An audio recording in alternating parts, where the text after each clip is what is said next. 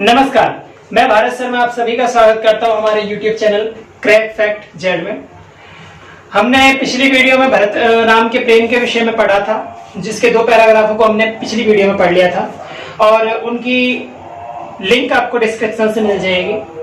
ठीक है, और जैसा कि आप सभी को विदित है कि इसमें भरत के अपने भाई राम के प्रति करुण रस को कहा गया है। ठीक है, और बिछुड़ने के बाद जो करुण रस की महिमा है उसका कवि ने वर्णन किया कि करुण रस किस परिस्थिति में होता है।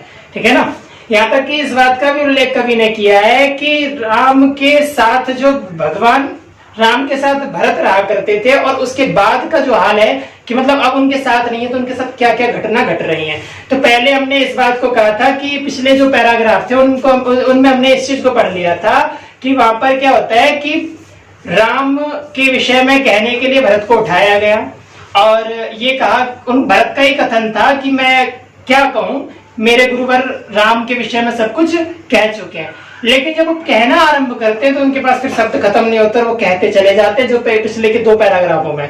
तो लास्ट पंक्ति में उन्होंने ये कहा था कि मेरा जो प्रेम है, ठीक है ना, जो अंतिम पंक्ति थी पिछले पैराग्राफ की, उसमें ये कहा था कि जो मेरा प्रेम है ये तो सत्य है, ठीक है, यह प्रपंच है, ये कोई क्या समझता है, मुझे इससे कोई मतलब नहीं है।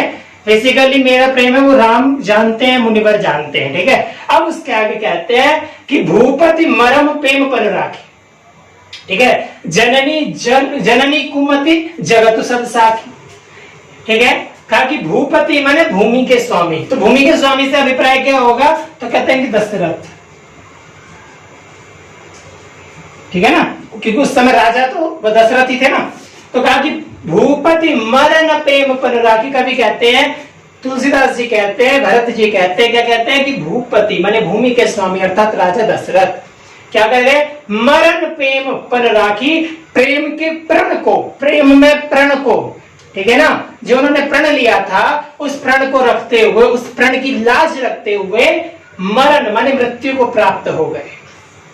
जननी कुमति जगत सब साखी, माता की बुद्धि भ्रष्ट हो गई थी, माता की माने जननी की, किसकी, कैकेयी की।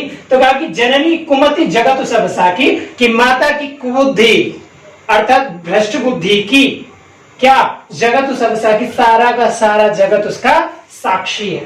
ठीक है ना, उसको सारा जगत जानता है कि माता की कुबुद्धि का चक्र चल गया था, माता की बुद्धि भ्रष्ट हो गई थी। यदि भ्रष्ट नहीं होती तो राम जैसे पुत्र को क्यों वनवास के लिए भेजते। लेकिन इसके पीछे तो फिर जो होना होता है वो होता ही होता है। ठीक है ना, कहा कि देखी न जाहि बिकल महतारी। अब यहाँ कवि कहते हैं कि देखी न जाहि बिकल महतारी। भरत कहते हैं कि मुझसे माताएं व्याकुल हैं, जो कि मुझसे देखी न, तो बिकल का मतलब होता है व्याकुल। कहा कि देखी न जाए बिकल महतारी, कि मुझसे माताएं व्याकुल, माताएं देखी नहीं जाती, अर्थात माताएं व्याकुल हो गई हैं जो कि देखने योग्य नहीं है, देख नहीं जाती। क्यों, क्योंकि पिता भी मर गए और मतलब पिता का भी देहावसान हो गया और भैया राम भी वनवास चले गए। अब उसके आगे कहते हैं कि जरहि दुसह जरपुर नर नारी। महाराज की मृत्यु के साथ जब राम वनवास भी चले गए थे, महाराज की मृत्यु हो गई, और जो वियोग होता है ना, बेसिकली क्या होता है कि वियोग में कोई भी व्यक्ति यदि 4 साल अधिक जीने वाला होगा, यदि उसका वियोग हो जाए तो उसकी मृत्यु से पहले उसकी मृत्यु हो जाएगी। कहने का मतलब अगर वो 4 साल जी रहा है एक्स्ट्रा, तो 4 साल से पहले ही वो मृत्यु को प्राप्त हो जाएगा, कि वियोग में वह आंसू बहाता है जिससे हमारी उम्र घटती है। तो कहने का मतलब क्या हुआ कि जरहि दुसह जरपुर नर नारी। तो इस वियोग में क्या है कि पुर माने नगर के, ठीक है, नर और नारी, दुसह माने कठिन चीज को सहन नहीं किया जा सकता, ऐसे विरह में जर रहे, जरपुर नर नारी जल रहे हैं, कि जगत मतलब नगर के जितने भी नारी हैं, नर हैं इत्यादि, सब राम के वियोग में दुखी होकर के मानो क्या, बेसिकली जल ही रहे। ठीक है ना, वैसे मानो का प्रयोग नहीं कर सकते उत्प्रेक्षा के लिए, लेकिन वहां पर कहता है कि जल रहे हैं। ठीक है ना, तो वियोग में जल रहे हैं। और कहा कि मही सकल अनरथ कर मूला। अब यहाँ पर सारा का सारा दोष वो अपने आप पर मरते हैं, कहते हैं कि मही सकल अनरथ कर मूला। सकल माने समस्त, सभी, अनर्थों का, अनर्थ माने अनर्थों का, ठीक है। मूल कारण कौन है? मही माने मैं। मही का वास्तविक अर्थ होता है पृथ्वी, लेकिन यहाँ पर अवधि भाषा है तो अवधि हिंदी का है, इसलिए कहा कि मही सकल अनर्थ कर मूला, कि मैं ही सकल समस्त अनर्थों का मूल कारण, अर्थात ये जो कुछ भी हो रहा है, ये जितना भी घटनाक्रम है, यह सब कुछ मेरे कारण हो रहा है। और कहते हैं सो सुनी समुझी सही सब सूला, और वह सुन करके समझ करके, ठीक है। सूल होता है कांटे, त्रिशूल सुना होगा आपने, तो त्रिशूल कैसा होता है? कुछ इस प्रकार का होता है, ठीक है, यूं करके। तो त्रिशूल इसलिए कहा जाता है इसे क्योंकि इसमें 3 सूल होते हैं ये, और ये चुभते हैं तो इससे मृत्यु, मतलब शरीर को नुकसान पहुंचता है, घाटा होता है। तो कहने का मतलब क्या है? तो कहा कि सूला का प्रयोग यहाँ पर कभी नहीं किया है। कहते हैं कि सोच सुनी समझ सहु सब सूला, और मैं सब कुछ समझ करके, सोच सुन करके, समझ करके, मानो क्या सूल सहन कर रहा हूं, ठीक है। सहन कर रहा हूं माने कांटे चुभ रहे हैं मानो मेरे हृदय में, उनको मैं सहन कर रहा हूं। सुनिबन गवन कीन रघुनाथा, और क्या सुनकर के और ज्यादा पीड़ा होती है उनको, कहते हैं कि सुनिबन गमन कीन रघुनाथा, कहते हैं कि यह सुन करके कि राम, रघुनाथ मान राम, वन गमन कीन, कि राम ने वनवास के लिए राजी हो गए, राम वनवास के लिए चले गए हैं। यह सुन करके, और कैसे गए? तो कहते कि करी मुनि वेश लखन सी ऐसा था, कहते कि मुनि वेश करी, कि मुनि का वेश धारण करके, और लखन सी ऐसा था कि लक्ष्मण और सीता साथ में गए, ठीक है। और कैसे गए हैं? बिन पानहिन पया देहि पाए, ठीक है, कि बिन पैरों में चप्पल पहने हुए, ठीक है ना। चप्पल का मतलब वो जो घर में पहनने वाले जो मतलब राज वस्त्र होते हैं, वो बिना पहने, क्या मतलब नंगे पैर गए, ठीक है ना। तो बिन पाए नहीं पया देहि पाए, कहता कि बिना पैर में चप्पल पहने, बिना वो खड़ाऊ पहन करके, मतलब बिना चप्पल पहने खड़ाऊ पहन करके गए हैं। बेसिकली एक तो वो होती है जो सामान्य राजा पहनता है, ठीक है ना, जो पीड़ा नहीं देती, लेकिन खड़ाऊ क्योंकि लकड़ की होती है, ठोस होती है, इससे शरीर को मतलब पैर जो होता है उसकी तलवे को पीड़ा होती है। किसी कठोर चीज पर आप खड़े रहेंगे तो आपकी हड्डी जो होती है एड़ी की, वह भी दर्द करने लग जाती है।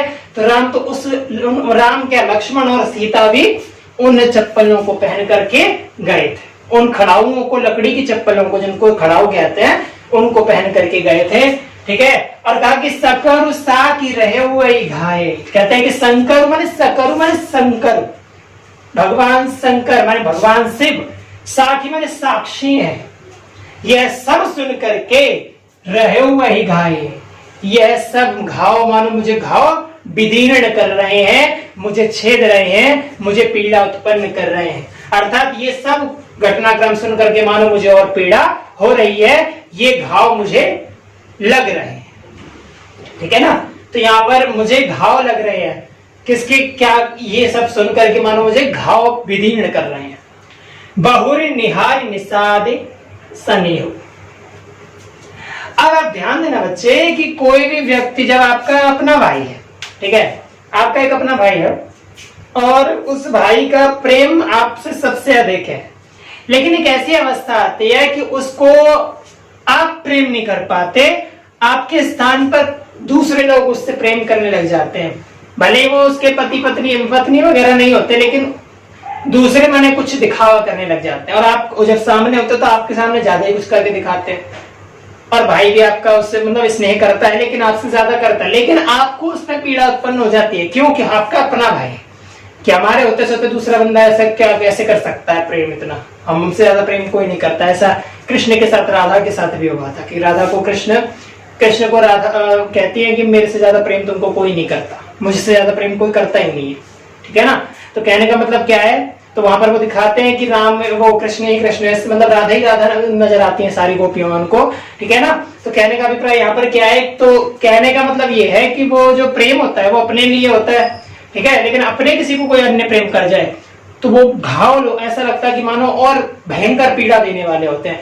तो यहाँ पर क्या कहते हैं कि बिन बहुरी निहार निषाद सने, ठीक है, कि निषाद राज का एक निषाद, आपने रामायण में भी देखा होगा कि निषाद एक गांव था, ठीक है, एक छोटा सा जो कि अयोध्या के पास ही था। तो उस गांव में एक राजा था जो कि राम के साथ वनवास में गए, मतलब गुरु शिक्षा लेने गए थे, गुरु जब राम छोटे थे, ठीक है। तो वहां पर वो जो है उनका स्नेह देख करके, तो कहने का मतलब क्या है कि भरत अपना स्नेह करना है, भरत स्नेह मतलब उम्र किसकी है, भरत का स्नेह करने की उम्र है, लेकिन भरत को तो वनवास के चक्कर में राम से दूर होना पड़ेगा और उस जगह अपने आप को बिना किसी अन्य को प्रेम करते हुए राम से देखते हैं, तो वह उनका जो हृदय है वह फटता नहीं है। इस बात को कहते हैं कि बहुर निहार निषाद स्नेह, कि मैंने बहुत देख लिया निषाद राज का जो राम के प्रति स्नेह है वह भी देखने योग्य है। स्नेह माने स्नेह, ठीक है, इसको मैंने बहुत देख लिया। और कहता है कि कुलिस माने पत्थर यानी वज्र के समान।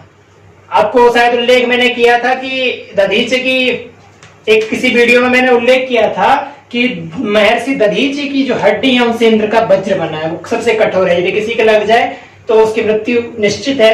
हनुमान के भी लगा था तो उनको हनु क्योंकि थोड़ी पर लगा था तो वहां पर उसे हनुमान का नाम दे दिया गया था। तो कहा कि कठोर कुलिस कठिन और भयोना, और माने हृदय, कहता है कि मेरा जो वज्र के समान हृदय है, क्या देख करके कि निषाद राज का जो स्नेह है राम के प्रति, उसे देख करके मेरा वज्र के समान हृदय फटा नहीं, ठीक है, मेरा जो वज्र के समान हृदय है वह फटा नहीं। क्यों? अन्य अगर कोई व्यक्ति होता तो शायद फट जाता, लेकिन वो समझ रहे हैं क्यों, क्योंकि सब कुछ मेरी वजह से हो रहा है और कोई ये सब भाग्य में ही नहीं है, इस बात को वो मान रहे हैं। और कहते हैं कि अब सब वो आंखें देखे हुआ है, अब ये जो भी घटनाक्रम है ना ये सब मेरी आंखों के सामने आ गया है, दिखाई दे रहा है। क्या? और कहता है कि जियत जीव जड़ सवई सहाय। आप जानते होंगे कि हमारे शरीर से जब आत्मा निकल जाते, साइंस इस बात को, विज्ञान इस बात को नहीं मानता, लेकिन हम लोग मानते हैं। विज्ञान क्या मानता है कि कोशिकाएं अपना कार्य करना बंद कर देती हैं, इस कारण से शरीर अपने शरीर में जो चेतना होती है वह मतलब बस रुक जाती है, कहने का मतलब ये, ठीक है। लेकिन हमारी जो संस्कृत है ये सब क्या मानते हैं, ये कहते हैं कि आत्मा होती है, तो आत्मा के निकलने के बाद शरीर क्या हो जाता है, जड़ हो जाता है। तो कहने का मतलब क्या है कि जियत जीड़ जब सब जड़ सबई सहाय, कहता है कि मेरा ये जो चेतन है ना, ये जो जड़ शरीर है, मतलब ये मुझे मतलब इसकी कंडीशन बिल्कुल वही है कि जिस व्यक्ति की आत्मा तो है लेकिन वो कोमा में पड़ा है, ठीक है, और व्हील चेयर पे बैठ करके सब झेल रहा है। तो कहता है कि ये जड़ शरीर, ठीक है, ये ये जो जीव है मुझे जड़ बन करके मानो सब कुछ सहायगा। क्यों? क्योंकि यहाँ पर जड़ का जो प्रयोग किया है इसलिए किया है कि उनकी जो वास्तव में आत्मा थी ना वो किस में बसती है, कहता राम में मेरी आत्मा बसती है, इसलिए जो मेरा ये तो शरीर है, ठीक है, मतलब मुझे राम चलेगा तो मेरे लिए मानो कुछ अब है ही नहीं, अर्थात मेरी आत्मा तो मुझे छोड़कर वनवास चली गई। जिना नहीं निरखी मगर सांप में नहीं बेची, कहता है कि क्रुद्ध भयंकर गुस्से में सांपी मानी सांपिनी, मादा सांप मादा सर्प और बीची मादा बिच्छू, कहता है कि जिनको देख करके, निरखी माने देख करके, जो रास्ते में से यदि आ रहे हैं, रास्ते में जा रहे हैं, यदि वो आ रहे हैं राम और रास्ते में कोप माने गुस्सा करती हुई सांप और बीचियां भी, लेट मारा बिच्छू मादा सर्प भी क्या करती है, देख रही होती है कि राम आ रहे हैं, तो पता है क्या करती है, तो कहा कि तजई विषम विष, भयंकर विष को भी तामस तीच माने त्याग देती है, छोड़ देती है अपना विष, कहते हैं राम आ रहे हैं, इतना प्रभाव था राम का। तो फिर कहती है राम का भरत कहते हैं कि देखो ऐसे थे मेरे राम, उसके बाद कहते हैं पता नहीं क्या हुआ, तो कहा कि तेरी रघुनंदन लखन सी, कि वे ही रघुनंदन माने राम और लक्ष्मण और सीता अनहित लगे जाए, कि अहित करने वाले जिसको लगे वो मेरी माता, पता नहीं क्यों उनको अहित लगे, ऐसा वह कह रहे हैं।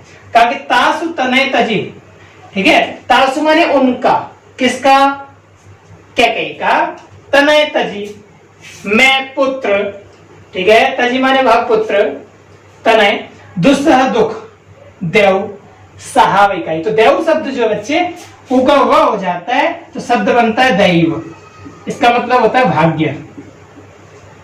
ठीक है, तो दैव का ऊ का व होता है तो कहते हैं कि दुस्सह दुख माने कठिन दुख, दुष्कर जो सहन नहीं किया जा सकता ऐसा दुख दैव सहावई का है।